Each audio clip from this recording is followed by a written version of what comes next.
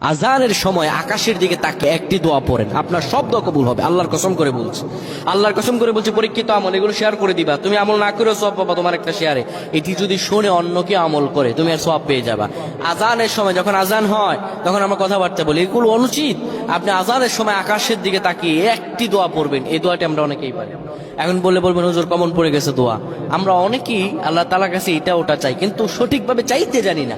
সঠিকভাবে কোনো ব্যক্তি যদি চায় আমার আল্লাহ তাকে দয়া করবেন। আল্লাহ বলেন বান্দা উদউনি আস্তাজিব লাকুম, আমার কাছে চাও আমি আল্লাহ সব দিয়ে দিব। সুবহানাল্লাহ।